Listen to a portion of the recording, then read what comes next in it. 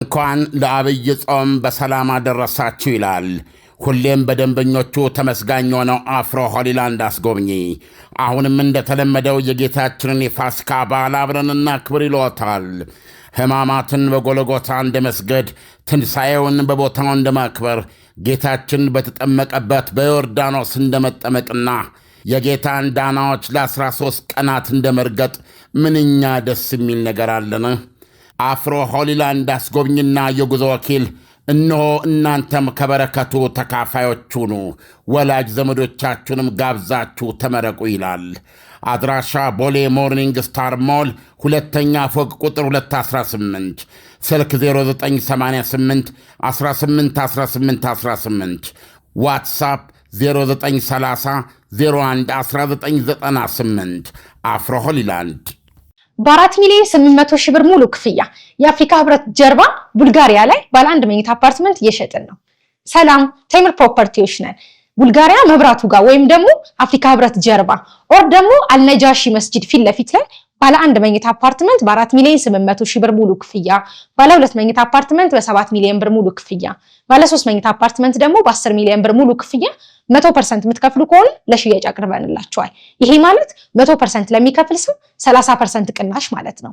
አይ ቀስ እያልን ዘና እያልን ነው መክፈል የምንፈልገው ካላችሁ በሌላ ዋጋና በሌላ አከፋፈል 20% ከፍላችሁ ቀሪም ዘና እያላችሁ የምትከፍሉበትን መንገድ አመቻችተናል።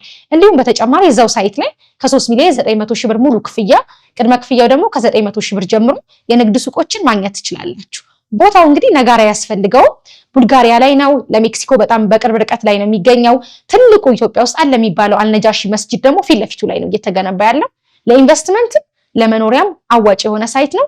ከስር ስልካችንን እናስቀምጣለን፣ ደውሉና ተጠቀሙ። ቴምር ፕሮፐርቲስ የህልሞ ማረፊያ።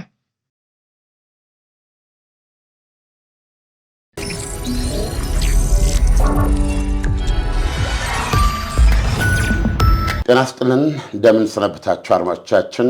ይህ ከዓለም እንስማ ዝግጅታችን ነው። ዛሬ ለሁለተኛ ጊዜ ኢሳያስን ተጋፍቼዋለሁ። ፕሮግራሙን የመክፈቱን ኃላፊነትን ይወስዳለሁ። ይታረማል፣ ኢሳያስ ይመለሳል። እንደምታውቁት አስተውላችሁ ከሆነ ባለፉት 2 እና 3 ወራት ወደ ኢትዮጵያ ታላላቅ መሪዎች ተመላልሰዋል። ይህን ስናወራ የእስራኤሉ ፕሬዚደንት ሄርዞግ ጉብኝት አካሂደዋል በኢትዮጵያ። ከሳቸው በፊት የቱርኩ ፕሬዚደንት ኤርዶጋን እዚህ ነበሩ። እንደገና ከሳቸው በፊት ደግሞ የህንዱ ጠቅላይ ሚኒስትር ናሬንድራ ሞዲ እዚህ ነበሩ። ከሳቸውም ለጥቆ የሳውዲ አረቢያው ውጭ ጉዳይ ሚኒስትር ነው መከላከያ ሚኒስትር እዚህ ነበሩ እና what is going on ምንድን ነው እየሆነ ያለው የሚል ጥያቄ ማንሳት ያስፈልግ ይሆናል። ይሄ እንግዲህ በኢሳያስ በኩል የሚቀርብና ላብራራው የምሞክረው ትልቅ ርዕስ ነው። ስለዚህ በጥሞና እንድታዳምጡኝ ዛሬ ልመናም የተጨመረበት ጥያቄ ነው የማቀርበው። ዓለም ይሄ እጅግ በጣም የሚገርም ነው። ምክንያቱም እስራኤል በቅርብ ጊዜ ውስጥ የራሷን አጋር ትመሰርታለች ተብሎ በተነገረበት ወቅት ኢትዮጵያ ላይ የህንዱ፣ የሳውዲ አረቢያው፣ የእስራኤል ፕሬዝዳንት በተከታታይ የመምጣታቸው እንዴት ታየዋለህ? ምን እንድምታ ይዞ ነው ኢትዮጵያ ላይ በዚህ መልኩ በአጭር ጊዜ ውስጥ ሊጎበኙን የቻሉት? አዎ እኔ መነሻ ማድረግ እንግዲህ ብዙ ጊዜ የምለውን ነው። ኢትዮጵያ አካሏ የአፍሪካ ቀንድ ላይ የተዘረጋ ልቧ መካከለኛው ምስራቅ ውስጥ የሚመታ ይሄ መረዳት ሁሉም ሰው ቢኖረው ደስ ይለኛል። በበኩሌ እንደዚህ አድርጎ ማሰብ አስፈላጊ ነው ብዬ ነው የማስበው። ስለዚህ ኢትዮጵያውያን ደግሞ ድብልቅ የታሪክ ውርስ ነው ያለን። ገብቷል። በኢትዮጵያዊነታችን ድብልቅ የታሪክ ውርስ ስንል ከማን ጋር ነው የሚደባለቀው? ኢትዮጵያውያን ይሁዳዊ፣ ክርስቲያናዊና ሙስሊማዊ የታሪክ ውርስ ያለን ህዝቦች ነን። ኢትዮጵያ ይህን በነዚህ እኔ ሀብት ነው የምላቸው። ገብቷል። እንዳያያዘ ነው፣ እንደ ተምኔት ነው፣ እንዳንተ ነው የሚወሰነው። እንትን ሊሆን ይችላል፣ ምንድነው መጥፊያ ሊሆን ይችላል። ስለዚህ በአንተ ነው የሚወሰነው። ይሄ ታሪክም እግዚአብሔር ይቀድማል። እግዚአብሔርም ታሪክም ለኢትዮጵያ ለሁላችን ይሰጣል። ስለዚህ ኢትዮጵያኖች ስንል ግልጽ ነው። ብዙ ከዚህ የበለጠ ብዙ ታሪኮች አሉ። ድብልቅ የሆነ ግን ኢትዮጵያዊነታችን የሆነ ነገር አለን። ስለዚህ ይህንን ኢትዮጵያዊነታችን በተመለከተ ይሄ ኢትዮጵያዊነታችን በቀጥታ ትብታችንን ከመካከለኛው ምስራቅ ጋር ያስተሳስረዋል። ከኢየሩሳሌም ጋር በሚያስተሳስረው መጠን ከመካና መዲና ጋር ያስተሳስረዋል። እንደገና ደግሞ ለአፍሪካኛ ሴንተር ነን። ለጥቁር ሰው ማንነት፣ ለጥቁር ሰው ልዕልና፣ ለጥቁር ሰው ነፃነት ኢትዮጵያ ተጠሪ ናት። እነዚህን ነገሮች አዋደን በዚህ መልኩ እንቀበላለን፣ እንወደዋለን። እዚህ ላይ ቆመን ተምኔት አለን። ይሄ እስከዛሬ ድረስ የኢትዮጵያ ልሂቃን ሲመዘኑ የቆዩበት ነው። ገብተዋል። ስለዚህ የኢትዮጵያ ልሂቃን ይሄን በተመለከተ እስከዛሬ ምን አራመዱ፣ በየትኛው መንገድ ሄዱ የሚለው ለታሪክ ተመራማሪዎች የሚተው ነው። ነገር ግን በየጊዜው ለኢትዮጵያ እንዲህ አይነት ተግዳሮትና እድልን ያጣመሩ ነገሮች ይመጣሉ። ስለዚህ ኢትዮጵያ በየጊዜው ምርጫዋን ወስናለች። አይ ቲንክ አሁን ደግሞ አዲስ ነገር እየመጣ ነው። ተመሳሳይ ተግዳሮት ነው፣ እድልም ነው። እዚህ ውስጥ የቱ ነው ምርጫችን፣ የቱ ይሆናል ምርጫችን የሚለው ወሳኝ ነው። ይሄ እንግዲህ በዚህ ነው የሚተወው።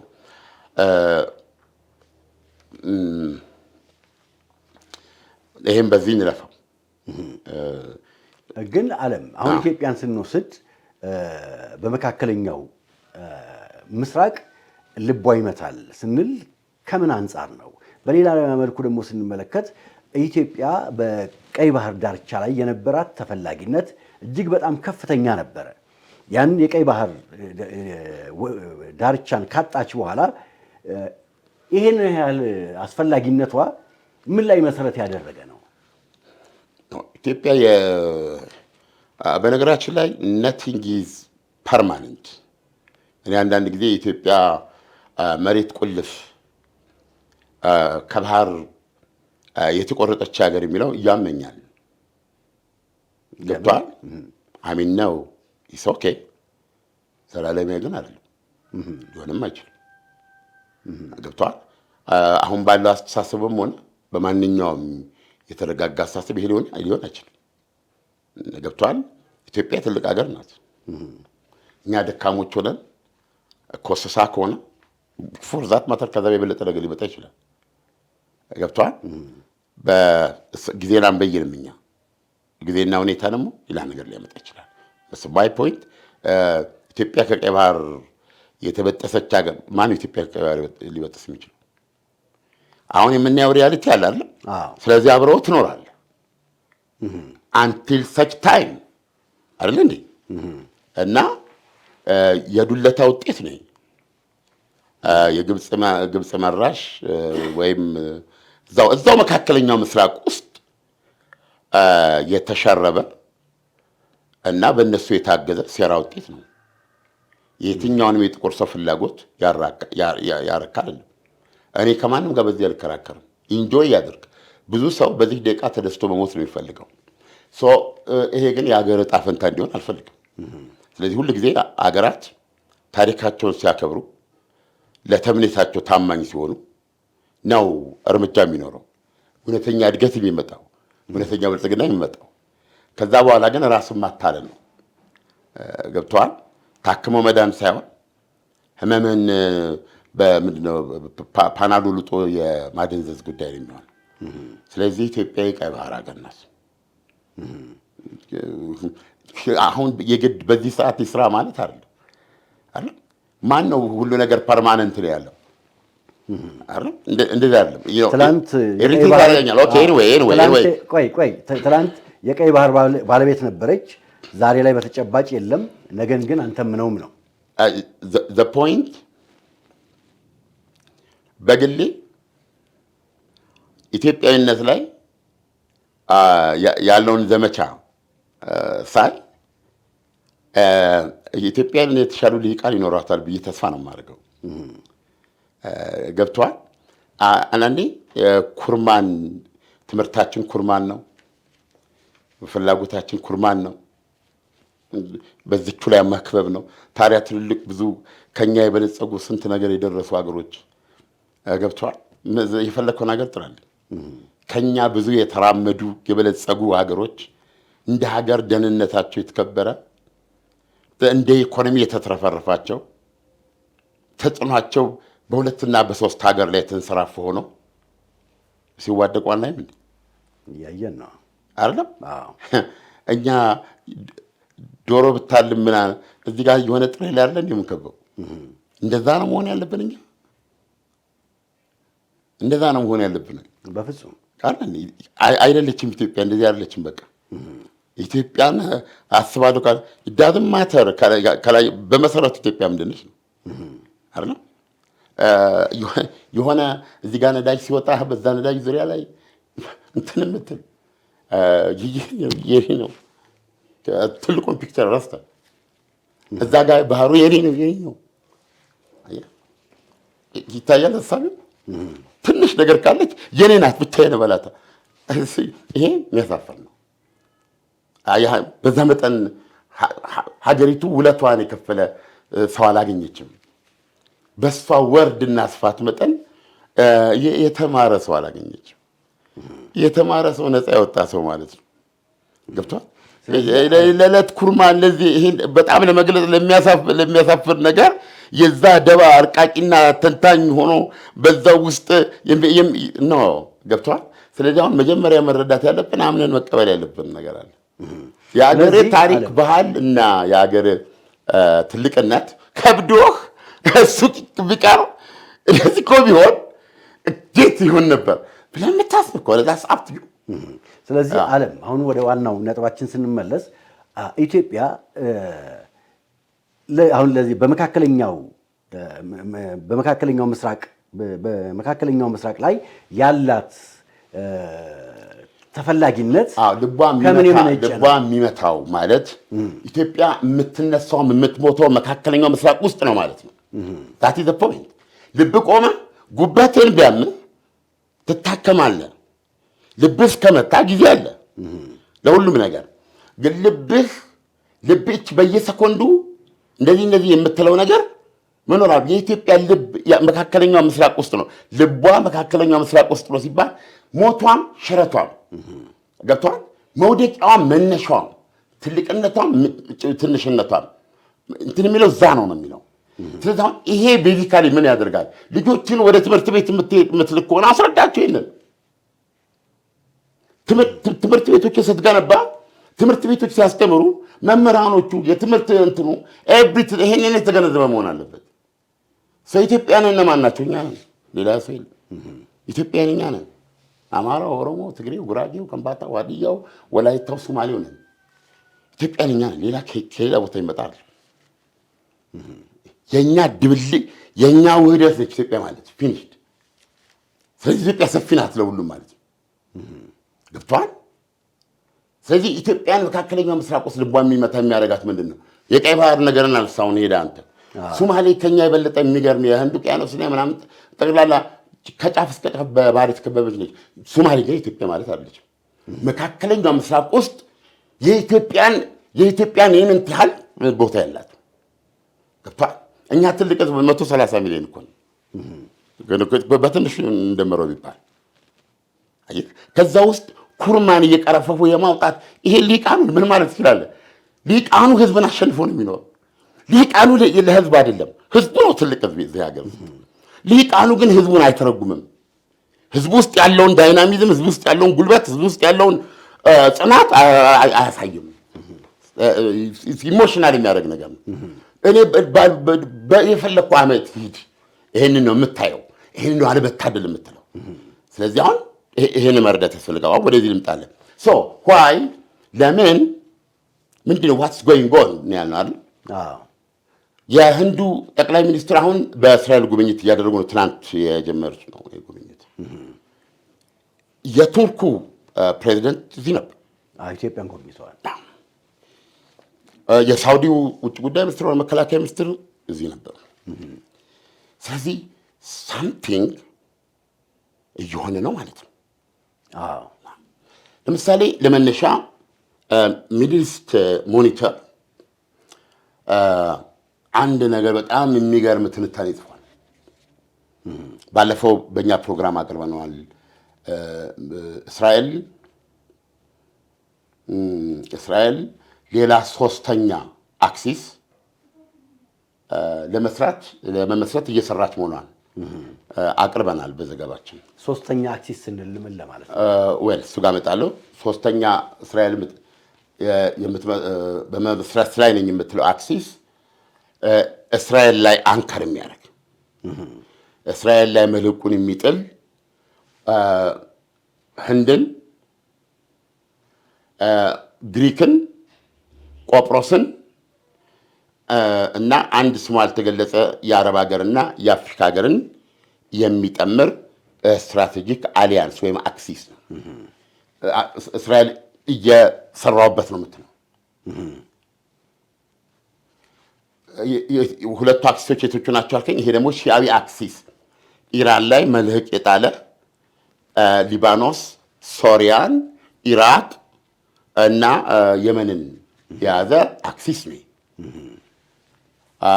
ሶስተኛው ተራዳዩ አክሲስ እንግዲህ አሁን ያልኩ የእስራኤል ነው። ስለዚህ እነዚህ ሶስተኛው አክሲስ አሁን የሻውን ነገር ያለው አሁን ሌላ አክሲስ ብላ እስራኤል ነች የምታቀርበው ሱናዊ አክሲስ ነው የምትለው። መልህቁን ቱርክ ላይ ያደረገ ኳታርን የያዘ በዋነኛነት ኳታርን ይዞ ሳውዲ አረቢያን አሁን ካለችበት የአብርሃም አኮርድስ እሳቤ አውጥቶ ወደ ራሱ ለማስገባት በመጣር ላይ የሚገኝ እና በሷ በኩል ወይም ከሷ ባለፈ በአንካራና በኢስላማባድ መካከል ጠንካራ ግንኙነት በመፍጠር የኒውክሌር ኃይል ያለው ሱናዊ አክሲስ በማለት ታስቀምጣለች። ስለዚህ የሺሃው አንድ ራሱን የቻለ አለ። እዚህ ጋር ደግሞ የሱኒ አለ። እንደገና ደግሞ የእስራኤል አለ። አሁን እነዚህን ስናነሳ ይሄ ሱናዊ አክሲሱ ኤርዶጋን ላይ የታሰረ ነው፣ መልህቅ የጣለ ነው። የእስራኤል ልክ ቱርክ ላይ የታሰረው ይህ ሱናዊ አክሲስ እስራኤሎች እንደሚያቀርቡት ጽንፈኛ ነው የሚሉት አክሲስ በዋነኛነት ቱርክ ብቻዋን ባዶ ናት ነው የሚለው። ቱርክ ፕላስ ኳታር ሆኖ ነው ይላል። ከዚህ አክሲስ አንጻር ማነው እስራኤል ብቻዋን ናቲንግ፣ እስራኤል ፕላስ ህንድ በዋነኛነት የሚል ነገር ነው የሚያሳየ። ግን ዓለም አሁን ይሄ የመቧደን ሂደት ምን አይነት ጠረን ነው ይዞ የሚመጣው? አሁን ለምንድን ነው አዲስ አበባ ደግሞ አዲስ አበባ ሴንተር አሁን ሰው በአጋጣሚ ይሄንን ስናወራ የእስራኤሉ ጠቅላይ ሚኒስትር ትናንት ጉብኝት አድርገዋል። ዛሬ ነው ወደ ሀገራቸው የሚሄዱት። ገብተዋል። አሁን እስራኤል የራሷን አሊያንስ እየመሰረተች ነው። የራሷን አሊያንስ በመመስረት ላይ የምትገኝ የይሁዳዊት የመካከለኛው ምስራቅ ሀገር ፕሬዚደንት ናቸው መጥተው ሄዱት። ከሳቸው በፊት ደግሞ ሱናዊ አክሲስ መስርተዋል ወይም በዛ ሂደት ላይ ነው የሚሰኙት። የቱርኩ ፕሬዚደንት ናቸው መጥተው ሄዱት። እንደገና ደግሞ ከሳቸው ቀደም ስትል ከእስራኤል ጋር የእስራኤልን አክሲስ የእስራኤልን አሊያንስ የጀርባ አጥንት አብሮ ከእስራኤል ጋር አብሮ የሚለው ህንድ ስንል የህንዱ ጠቅላይ ሚኒስትር እዚህ ደርሰው ሄደዋል። ስትመለከት አዲስ አበባ ኢትዮጵያ ሴንተር ነች ማለት ነው። ሁሉም ኢትዮጵያን ነው እንቅስቃሴዎች አሉ ማለት። ሁሉም ፍላጎታቸውን ለማስፈጸም አዲስ አበባን እየነኩ እየተነሱ በዚህም ሆነ በዛ ወደ ኢትዮጵያ እየመጡ ነው። ሰው ቅድም እንደነገርኩ ኢትዮጵያ በታሪክ የተለያዩ በታሪክ አንጓዎች ላይ እንዲህ አይነት ተግዳሮትና እድሎች ቀርበውላት ምርጫዎቿን አድርጋ ውጤቶቹን ኖራለች። አሁን ደግሞ እንደገና ይህንን እንደገና አዲስ እንደዚህ አይነት ነገር ነው እየቀረበባት ያለው ማለት ነው። አዎ ግን ዓለም አሁን ለምሳሌ ይሄ መቧደን በራሱ መቧደኑን ምን አመጣው? ለምንድን ነው እነዚህ ሶስት አክሲሶች የተፈጠሩበት ዓላማና ግባቸውስ ምንድን ነው?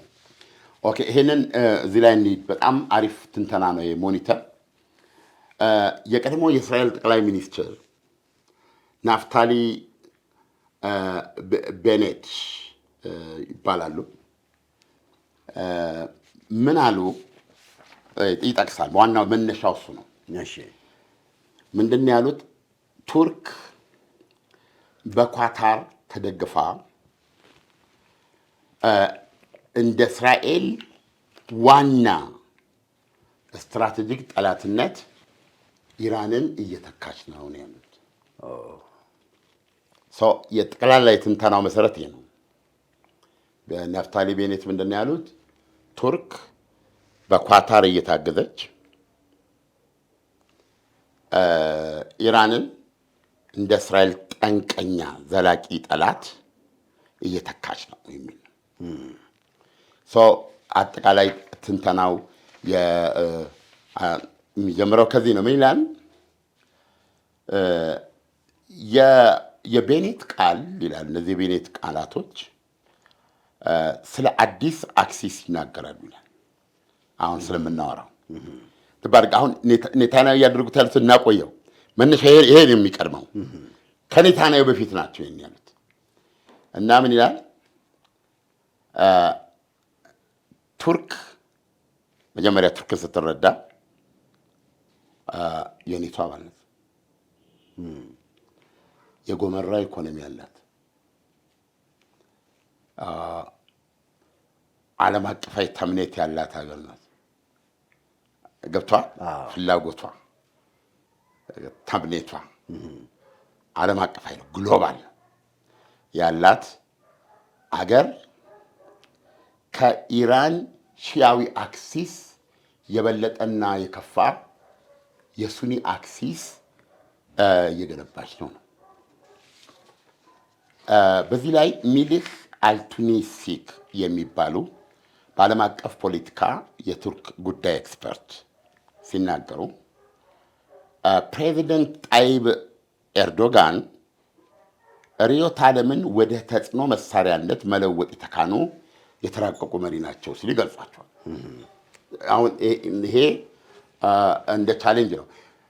ለምንድን ነው እንደዚህ የምትለው? ለመነሻ አድማጮቻችንን ለማስጠበቅ ያክል እንደዚህ አይነት እሳቤ ገብተዋል። አሁን ምንድን ነው ከአንድ ጠላትነት ወደ ሌላ ጠላትነት ሽፍት የማድረግ ነገር አለ። አሁን ራሳቸውን ኔታንያሁ ባለፈው የተናገሩት ይህንን ሺያዊ ተራዳ ክፉኛ መተነዋል ብለዋል። ስለዚህ አሁን የመጨረሻው ጦርነት ድግስ ነው ያለው የምታየው። ስለዚህ በተወሰነ ደረጃ የህልውና ስጋት የመሆን እንትኑን ሰብረናል የሚል ነገር አለ። ሰው ግን በዚህ ከኦክቶበር 7 የሐማስ ጥቃት በኋላ በጋዛው ጦርነት ምክንያት የተፈጠረው ሁኔታ ግን ገብቷል። በቱርክን ወደ ኢራን ቦታ እየወሰዳት ነው፣ አጌንስት እስራኤል ማለት ነው። አዲሱ ነገር ይሄ ነው የሚታየው። ትንታኔ የሚያሳየው ይሄ ነው። እና ምን ይላሉ? በእስራኤል ስትራቴጂስቶች አይን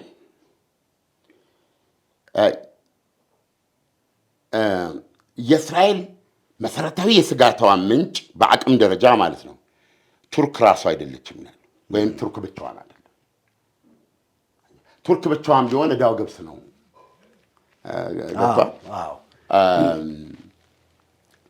በሁለት ሀገሮች መካከል ያለ ቅራኔ ይሆናል እንጂ ይህን ያህል የመኖር አለመኖራችን ይወስናል ብለን የምትለው አይደለም። እና እዚህ ውስጥ አሁን ትልቁ እንትን እዚህ ውስጥ የኳታር ቱርክ ላይ መጨመር ነው። ምክንያቱም ኳታር መካከለኛው ምስራቅ ላይ የሚኖራት ሚና ከፍተኛ ስለሚሆን ማለት ነው። ትልቅ ኢኮኖሚያዊ የገንዘብ አቅም ያላት ነች። አዚ ሴም ታይም ደግሞ ገንዘብህ የሚፈጥረው ስትራቴጂክ አሊያንስም አለ። እናው ምን ይላል ኳታርን ሲያስቀምጣት ይሄ እንትን ላይ እስላማዊ ወንድማማችነት የሚባለውን አውሬ እየመገበች ነው በሚል ትወነጀላለች ይችላል። አሁን ይህንን በተመለከተ በመጀመሪያ አዋዜ ታማኝነቱ ለወሬ ነው የሚለውን ማስገንዘብ አለብን ለአድማጮቻችን። አለም በጣም ከሚያስደስቱኝ ነገሮች አንዱ አዋዜ ታማኝነቱ ለወሬው ነው የሚለው አባባል ነው። ምክንያቱም አጠቃላይ የኛ አመለካከትና አስተሳሰብ ዓለም ዛሬን እንዴት ዋለች፣ እንዴት አደረች፣ የዋለችበትን ያደረችበትን ሪፖርት ማድረግ ነው እና ለማህበረሰቡ ማቅረብ ነው። ግን ዓለም አሁን ለምሳሌ ይሄ አካሄድ ወዴት ነው የሚሄደው? ለምሳሌ እየተቧደኑ መምጣት አንድ ሺሃዊ ስንል ሺሃዊ መንግስትን በመካከለኛው ምስራቅና ብሎም ወደ ዓለም ማስፋፋት። እዚህ ጋር ደግሞ ሱኒ ስንል የሱኒን አመለካከትና አስተሳሰብ በዓለም ላይ የማስፈን። አሁን ቱርክ ደግሞ ይሄንን ቦታ ሲይዘው ኢራን በተለያየ አይነት ማዕቀቦች ውስጥ የነበረች ሀገር ምንም ኢኮኖሚዋ ከፍተኛ የመሆን እድል ቢኖረውም ግን በነበረባት ማዕቀብ ምክንያት ዲፕሬሽን ውስጥ የነበረች ሀገር ናት። አሁን እዚህ ጋር ግን ስንመጣ ደግሞ ቱርክ ጋር ስንመጣ ቱርክ በኢኮኖሚም እንደገና ደግሞ በቴክኖሎጂም የበለጸ ሀገር ነው እና ይሄ አካሄድ እጅግ በጣም የከፋ አይደለም ወይ? ይሆናል እኮ አገነባቡን እንየው ነው። እሺ አሁን ኳታር እዚህ ላይ ሲገልጻት እስላማዊ ወንድማማችነት የሚባለውን አውሬ የምትመግብ ናት ይላል። አሁን ይሄን አባባል እነ ሳውዲ አረቢያ ብለውታል። ኳታርን በዚህ ወንጀሏታል። አላየንም እንደ የሱኒ አገሮች ኳታርን ከኳታር ጋር ያላቸውን ግንኙነት በአየር በባህር በምድር አቋርጠው ሳውዲ አረቢያ ኢቭን ድንበሩን ቆፍራ ደሴት እስከ ማድረግ ልትሄድ ነበር። ይህ እንዴት ይረሳል? የቅርብ ታሪክ ነው። እና ዋነኛው መጣያቸው ምን ነበር? መሰረታዊ ጠብ ከሙስሊም ወንድማማቾች ንቅናቄ ጋር ያለሽን ግንኙነት አቁሚ ነው። ገብቷል? ሙስሊም ወንድማማችነት ማለት መሰረቱ በ1920ዎቹ ግብጽ ውስጥ የተመሰረተ ነው። ትራንስናሽናል ነው። እሳቤው ግብጽ ውስጥ አይደለም። ሃይማኖቱን ተከትሎ የሚሄድ ኢምፓየር የሚፈጥር ሀሳብ ነው ያለው ነው። ስለዚህ ርዕዮተ ዓለም ወይም አይዲዮሎጂው ሃይማኖት ነው አይደል? ስለዚህ ይሄንን የተባበሩት አረብ ኤሚሬቶች እና ሳውዲ አረቢያ በዋነኛነት ከግብጽ ጋር ሆነው ወቅተዋል። አሁን ግብጽ ውስጥ ህገ ወጥ ነው፣ አሸባሪ ነው። ብዙዎቹ እስር ቤት ያሉት በተለያዩ ጊዜ ግጭቶች ከሌሉ የግብጽ ጦር 24 ሰዓት ጥብቆ የሚዋጋው እሱ የሙስሊም ወንድማማቾች ነው። የሙስሊም ወንድማማቾች ንቅናቄ ምንድን ነው የሚባል ከሆነ ሐማስ ኦፍሹት ነው የሚባለው እኮ የሙስሊም መስራታዊ የሙስሊም ወንድማማቾች እንትን ነው፣ ተከታይ ነው። በዛ መንገድ ያለ ነው። መጨረሻ ላይ ከሱ ውስጥ ይወጣ ነው እንትን ነው። ስለዚህ ለምሳሌ ግብጽ 24 ሰዓት የምትዋጋው ኃይል ነው። ስለዚህ በዚህ ውጊያዋ ላይ የተባበሩት አረብ ኤሚሬቶችና ሳውዲ አረቢያ ትልቅ አቅም ነበሩ። ይህንን የአርሲሲ መንግስት ከማደላደል አኳያ ማለት ነው። በሙስሊም ወንድማማቾች በእስራኤል ያለው ታሪክ ምንድን ነው? ይቅርታ፣ በግብጽ ያለው ታሪክ ምንድን ነው? ይበጣጠሳል አድማጮች። በግብጽ ያለው ታሪክ ምንድን ነው? ለግንዛቤ ነው። አንዋር ሳዳትን የገደለው ሙስሊም ብራዘሩ ሁድ ነው። ሆስኒ ሙባረክ አንዋር ሳዳት በተገደሉ ጊዜ የግብጽ አየር ኃይል ዋና አዛዥ ነበሩ። እሳቸው እንደሞቱ ነው የሀገሪቱን ስልጣን የተረከቡት። እዚህ ሀገራችን ኢትዮጵያ የአፍሪካ አንድነት ድርጅት ነው የአፍሪካ ህብረት ስብሰባ የአፍሪካ አንድነት ድርጅት ህብረት ተብሏል። የዛን ጊዜ ስማ አዲስ አበባ ላይ ሊገላቸው ለጥቂት ሞክረው ሆሲ ሙባረክ ከስብሰባውን አቋርጠው ወደ ሀገራቸው ተመልሰዋል። ኢትዮጵያ ብዙዎቹን ያንን ያደረጉትን የሙስሊም ብራዘርሁድ ጠመንጃ አንጋቾችን ገላለች እዚህ ሀገር ውስጥ ብዙዎቹን። አንዱ ነው ዋቴቨር ሱዳን ገብቶ ስላመለጠ ከሱዳን ጋር የነበረው ግንኙነት ወደ ጠብ መቀየሩን አስታውሳለሁ። እሱን አስረክቤ ማለት ነው። ስለዚህ ሙስሊም ብራዘርሁድ ማለት ያለው አሻራ ግብፅ ውስጥ ይሄ ነው። ኦልሞስት ኢትዮጵያ ላይ ቢሳካል ኖሮ የመጀመሪያውም በጠቅላላ የግብፅ መሪዎች ላይ የመግደል ሙከራ ያደረገ ነው እና ሁለተኛው ሊሳካለት ነበር። ሙስሊም ብራዘርሁድ ማለት ይሄ ነው።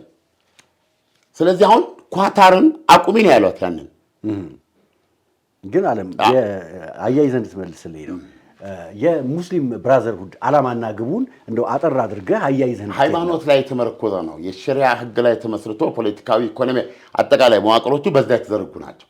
ስለዚህ ሃይማኖትን ተከትሎ የትኛውን ቦታ ላይ መንሰራፋትና ሁሉም በዚህ ውስጥ መኖር ይቻላል የሚል አመለካከት ነው ያለው። በሀገር የተገደበ አይደለም፣ ትራንስናሽናል ነው። አክራሪ ነው ወይም ጽንፈኛ ነው ብለው ነው የሚያቀርቡት። ነገር እኮ አሁን የሌሎቹን ከማቅረብ ሳውዲ አረቢያና የተባበሩት አረብ ኤሚሬትስ እነዚህ ሙስሊም ሀገሮች ናቸው። ኳታር እሱን አቅፋ ይዛለች። ሙስሊም ብራ ግብፅ በይፋ ተዋግተዋለች። በግብፅ ያለውን ታሪክ ነገርኩ። አሁን ያንን አቅፋ ያዘች ኳታር ነች። እሱን ታይ በማለት ነው እሷ ላይ ያንን አድማ ያደረጉት ማለት ነው። ያንን አድማ ሲያደርጉ ከዛ አድማ ያዳናት ማን ነው? በዛ በኩል ኢራን ሺዓዊ ሆነ እንጂ ከሙስሊም ብራዘርሁድ ጋር ተመሳሰለ ነው አቋሟ። በየትኛውም አሁን በመካከለኛው ምስራቅ ብቻ አይደለም ቢሳካላት አሁን ፓወርፉል የሆነች ብትመጣ ሺዓዎች ባሉበት ቦታ ላይ ሁሉ ሺዓዎችን ወደ ላይ ለማምጣት አቅም ትሆናለች ማለት ነው። አይታየም?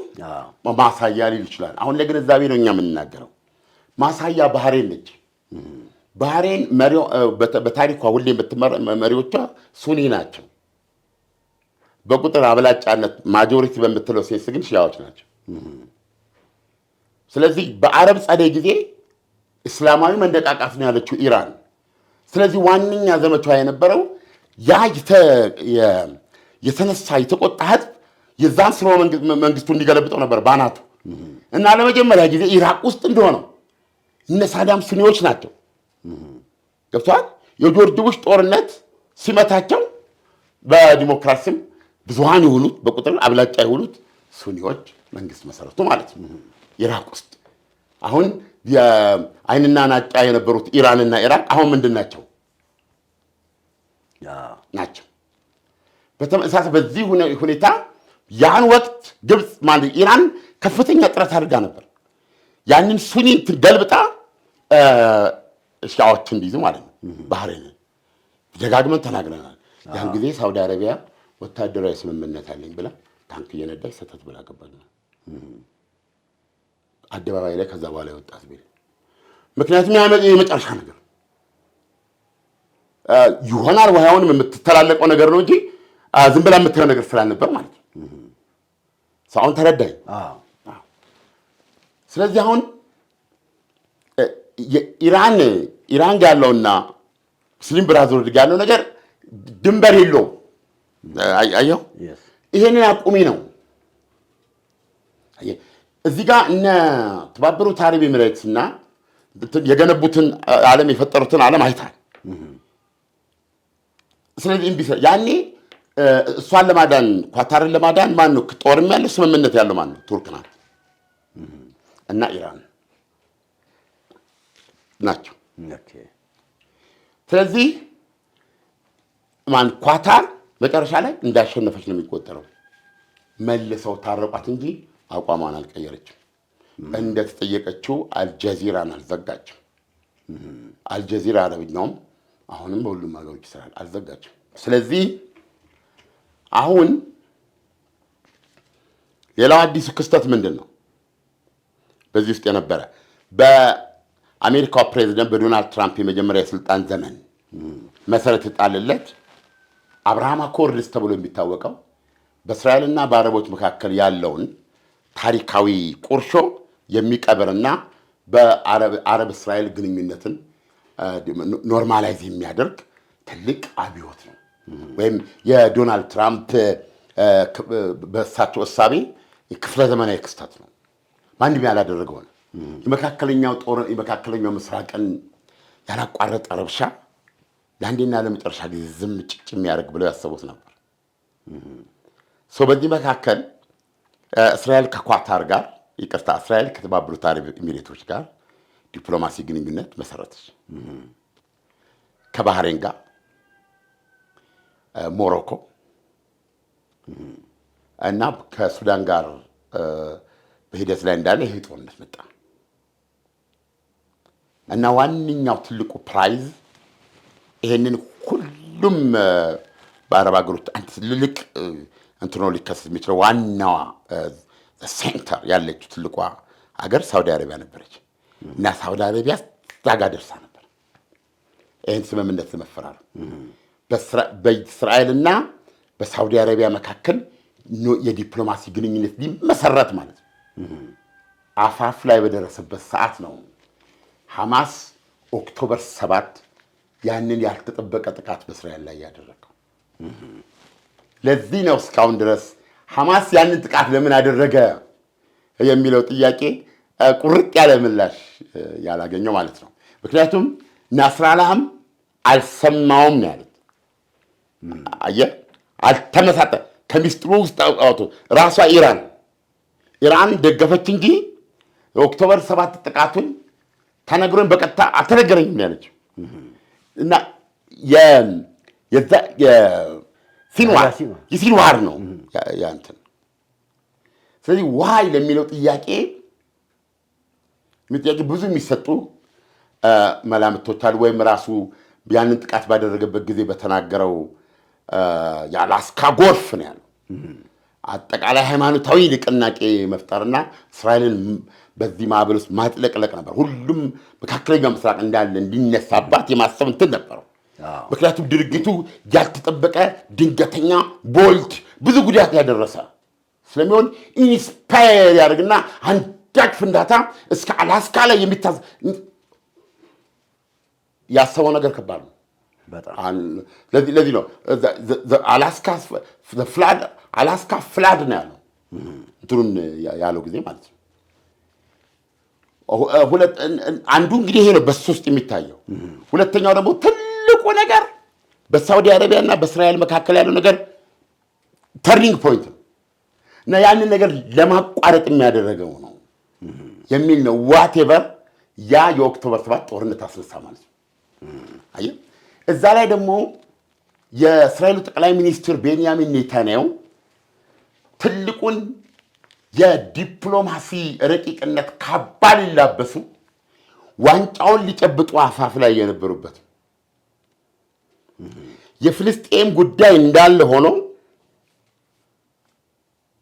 እስራኤል ከአረቦች ጋር ሰላማዊ ግንኙነት አጠናቀቀች ማለት ይሆን ነበር። ብዙ ጊዜ ኮንዲሽን እንዲሆን ነበረ የፍልስጤም አገረ መንግስት መመስረት አለመመስረት ቅድመ ሁኔታ ሆኖ ነው የቀጠለው። ኔታንያሁ የሀገራቸውን አቅም በማፈርጠም ወታደራዊ፣ ቴክኖሎጂካዊ፣ ኢኮኖሚያዊ አቅም በማፈርጠም እና ዲፕሎማሲያዊ ታክታቸው የተነሳ ያለ የፍልስጤም ጉዳይ ባለበት እንዳለ ሆኖ ሀገራት ከእስራኤል ጋር ግንኙነት መመስረትን አዋጭና ጠቃሚ አድርገው እንዲራመዱ የሚያስገድድ ዲፕሎማሲያዊ ማስተርሺፕ እንትን ብለዋል ተብሎ ኦልሞስት ሂዲት ገብቷል። የቀረችው ሳውዲ አረቢያ ከሆነች በኋላ ሌላው ዝም ብሎ በቃ የሚጠናቀቅ ነገር ነው። በዛ ሰዓት ላይ ነው ጥቃት ይመጣል። የኦክቶበር 7 ጥቃት ይመጣል። ስለዚህ የኦክቶበር ጥቃቱ ተከትሎ በመጣውና 2 ዓመት በፈጀው የጋዛ ጦርነት የተነሳ ዓለም አቀፍ አንድምታ ላይ የተፈጠረው። በዚህ አንድምታ ውስጥ ሳውዲ አረቢያ ከእስራኤል ጋር ግንኙነት ኖርማላይዝ ማረገው የፍልስጤም ሀገረ መንግስት እንደሚመሰረት ተጨባጭ የሆነ ማሳያ ነገር ተፈጥሮ ሳይ ነው የሚል ቅድመ ሁኔታ ያደረገች ማለት ነው። አብርሃም አኮርድስ እዚህ ላይ ነው የቆመው። አሁን ደግሞ ያለው የቤንያሚን ኔታንያሁ ቀኝ ክንፈኛ እንደውም አንዳንዶች አክራሪ መንግስት ይሉታል አቋም የፍልስጤም መንግስት የሚባል ነገር የለም የሚል ነው። የኦስሎ ስምምነት ነቲንግ የሚል ነው እና እንደ ማሳያም የሚናገረው የኦስሎ ስምምነት አይደለም እንዴ ያሲር አራፋትን ከቱኒዚያ አምጥቶ እዚህ ራሴ ምንድነው ምዕራብ ዮርዳኖስ እዚህ ራማላ ላይ አምጥቶ ያከተመ አይደል? ዛሬ የሚል እዚህ ላይ ያቋሙ እንትን ነው የሚል ነው። ስለዚህ በሳውዲ አረቢያና በእስራኤል መካከል ይቻላል ወይ ይህንን እንዴት ማለፍ ይችላሉ የሚለው ጉዳይ በጥያቄ ምልክት ያለው የሳውዲው አልጋ ወራሽ እኚህ አልጋ ወራሹ ገና ልጅ ናቸው። እድሜያቸው 40 ምናምን ነው እና አባታቸው በጣም አርጅተዋል፣ 80 ውስጥ ናቸው። ንጉሥ በሚሆንበት ጊዜ አልጋ ወራሹ በትንሹ ካሁን በኋላ እንኳ ከ35 እና 38 ዓመት ያላነሰ ረጅም የስልጣን ጊዜ አላቸው እና የዛን አካባቢ የሳውዲ ይህን በመወሰን ይህን ያህል እድሜ የሚኖረው ንጉሥ ከዚህ በፊት ኖረው አልነበረም። አሁን አሜሪካንን የጎበኘ ጊዜ ታስታውሳለህ? አልጋ ወራሹ ዶናልድ ትራምፕ የቀራቸው ምንጣፍ የለም፣ ያላወጡት ምንጣፍ፣ ያልተሰለፈ ጦር። እኔ እንጃ ወደ ስልጣን ከመጡ በኋላ አገራቸውን በርካታ መሪዎች ጎብኝተዋል። የሳውዲን አልጋ ወራሽ ያክል ያከበሩት ይህንን አይታል። ሰው ምን ልል ነው የዛን ጊዜ ጠይቀውታል። የእሳቸው እንትን ነዋ የአብርሃም አኮርድ የእሳቸው ቅያስ ነው ባክዱት አድርገው የሚል ነው ይሻላላቸው ነው የሚባለው። ኦኬ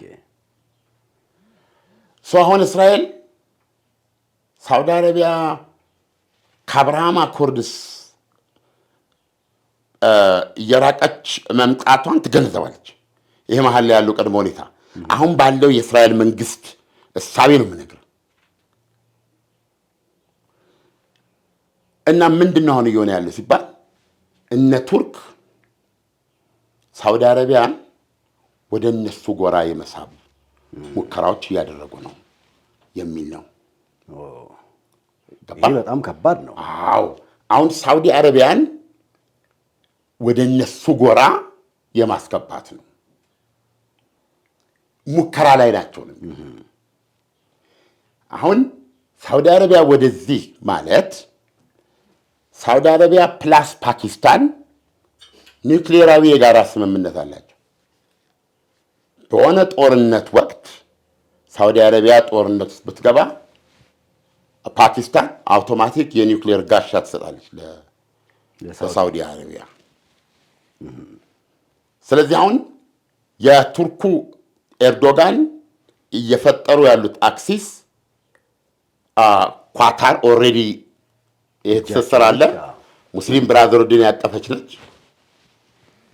እነሱ እንደ አንድ ቆመው ወይ ሳውዲ አረቢያንም ወደ እነሱ ማስገባት አለበለዚያ ደግሞ ቱርክ ኳታር ፓኪስታን ጋር ያንን ጥምረት በመፍጠር የሱኒ አክሲስ ለመፍጠር ነው።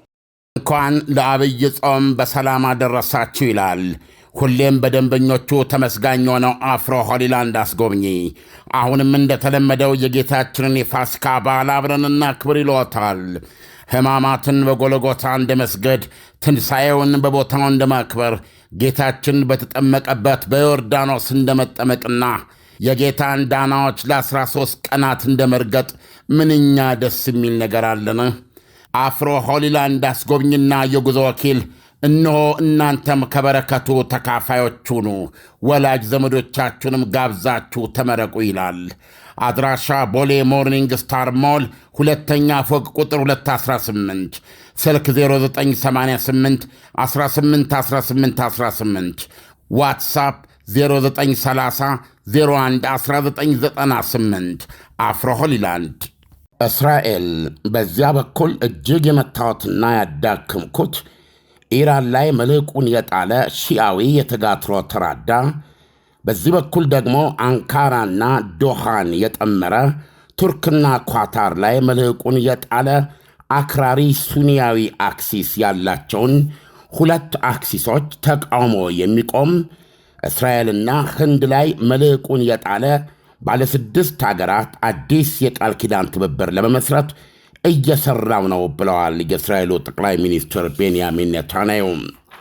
ከዚህ ጭብጥ አንጻር ነው ከትናንት እስከ ዛሬ የቆየው የህንዱ ጠቅላይ ሚኒስትር ናሬንድራ ሞዲ የእስራኤል ጉብኝት መታየት ያለበት። የሞዲ ትልቁ የጉብኝታቸው አስኳል የእስራኤል ክኒሴት ወይም ፓርላማ ፊት ቆመው ያደረጉት ንግግር ነበረ። የኦክቶበር 7 የሐማስ ፍጅት አሉ ሞዲ በንግግራቸው አንድ ነገር ፍጹማዊ በሆነ መልኩ ግልጽ አድርጓል። ወይ የጂሃዲስቶች እኩይ አክሲስ ይሰብረናል ወይም እኛ እንሰብረዋለን፣ ደግሞም እየሰበርናቸው ነው፣ እንሰብሯቸዋለንም ብለዋል። ክኒሴቱ በአድናቆት ጭብጨባ አስተጋባ። ሞዲ ንግግራቸውን ያሳረጉት በዕብራይስጥ ቋንቋ አም ይስራኤል ሃይ ብለው ነበረ። የእስራኤል ሕዝብ ይኖራል ማለት ነው በአማርኛ። አጣምረው በሂንዱ ቋንቋ ዳይ ሂንዲ አሉ። ህንድ ለዘላለም ትኑር ማለት ነው። ሞዲና ኔታንያሁ በኢኮኖሚ በቴክኖሎጂ ያልተነጋገሩበት የትብብር መሠረት ያልጣሉበት ነገር የለም። ከዚህም አልፎ ሞዲና ኔታንያሁ ያላቸውን ቅርበት ለማሳየት የባህር ዳርቻ ላይ ወርደው ባዶ እግራቸውን እየተራመዱ የባህሩ ወጀብ እስከ ጉልበታቸው ያጠልማቸው ነበረ። በሳቅ የተሞላ የባህር ዳርቻ ሽርሽር ነበረ ያደረጉት። በቀላል መንፈስ ዘና ፈታ ብለው ነበረ በባልንጀርነት የታዩት። ቆይ እንዳይረሳ አሉና ኔታንያሁ የባህር ዳርቻ ላይ የሁለቱን መሪዎች መንቦጫረቅ የሚያሳይ ፎቶግራፍ አስነሱና እንሆ አሏቸው ለሞዲ። እንዳይረሱት ብለው ሰጧቸው። ይህ በሁለቱ መሪዎች መካከል የታየ ዘና ፈታ ያለ ጥምረት በሁለቱ አገሮች መካከል ለ10 ዓመታት የጸና ስትራቴጂካዊ ግንኙነት ማንጸባረቂያ እንደሆነ ታምነዋል። ይህ ከዓለምነህ እንስማ ፕሮግራማችን ነው። ከዓለምነህ እንስማ 3ኛው አሊያንስ ሊፈጠር ነው። እነማን ናቸው የዚህ አሊያንስ አጋር የሚሆኑት? አይታወቅም፣ ወይም ደግሞ የተወሰኑት ተለይተዋል። በሂደት የምናየው ይሆናል። የዛሬው ፕሮግራማችን እንዳያችሁት ሰፊ ቢሆንም ሰፊ ግንዛቤ የሚሰጥ ፕሮግራም ነው። እንደምትወዱት አምናለሁ። የአዋዜን ላይክና ሳብስክራይብ ማድረጉን አድማጮች ረስተውታል። እንደው ሌላው ቢቀር በዚህ ውለታ መክፈል ይከብዳል። 560 ሺህ ላይ ቆመን እንቀር፣ 500 እንደናፈቀን እንቀር፣ 600 ሳንነካ ማለት ነው።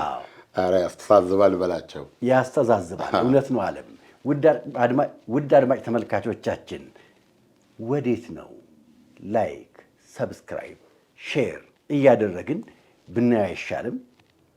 የሚሻለውን እናንተ ታውቃላችሁ። ግን ላይክ፣ ሰብስክራይብ፣ ሼር ማድረጓን አትርሱ። የዛሬው ፕሮግራማችን ይህን ይመስላል። በሚቀጥለው ሳምንት በሌላ ፕሮግራም እስከምንገናኝ መልካም ጊዜ። በ4 ሚሊዮን 800 ሺህ ብር ሙሉ ክፍያ የአፍሪካ ህብረት ጀርባ ቡልጋሪያ ላይ ባለ 1 መኝታ አፓርትመንት እየሸጥን ነው። ሰላም ቴምር ፕሮፐርቲዎች ነን። ቡልጋሪያ መብራቱ ጋር ወይም ደግሞ አፍሪካ ህብረት ጀርባ ኦር ደግሞ አልነጃሺ መስጂድ ፊት ለፊት ላይ ባለ 1 መኝታ አፓርትመንት በ4 ሚሊዮን 800 ሺህ ብር ሙሉ ክፍያ፣ ባለ 2 መኝታ አፓርትመንት በ7 ሚሊዮን ብር ሙሉ ክፍያ፣ ባለ 3 መኝታ አፓርትመንት ደግሞ በ10 ሚሊዮን ብር ሙሉ ክፍያ 100% የምትከፍሉ ከሆነ ለሽያጭ አቅርበንላችኋል። ይሄ ማለት 100% ለሚከፍል ሰው 30% ቅናሽ ማለት ነው። አይ ቀስ እያልን ዘና እያልን ነው መክፈል የምንፈልገው ካላችሁ በሌላ ዋጋና በሌላ አከፋፈል 20% ከፍላችሁ ቀሪውን ዘና እያላችሁ የምትከፍሉበትን መንገድ አመቻችተናል። እንዲሁም በተጨማሪ እዛው ሳይት ላይ ከ3 ሚሊዮን 900 ሺህ ብር ሙሉ ክፍያ፣ ቅድመ ክፍያው ደግሞ ከ900 ሺህ ብር ጀምሮ የንግድ ሱቆችን ማግኘት ትችላላችሁ። ቦታው እንግዲህ ነጋራ ያስፈልገው ቡልጋሪያ ላይ ነው። ለሜክሲኮ በጣም በቅርብ ርቀት ላይ ነው የሚገኘው። ትልቁ ኢትዮጵያ ውስጥ አለ የሚባለው አልነጃሺ መስጂድ ደግሞ ፊት ለፊቱ ላይ ነው እየተገነባ ያለው። ለኢንቨስትመንት ለመኖሪያም አዋጭ የሆነ ሳይት ነው። ከስር ስልካችንን እናስቀምጣለን። ደውሉና ተጠቀሙ። ቴምር ፕሮፐርቲስ የህልሞ ማረፊያ።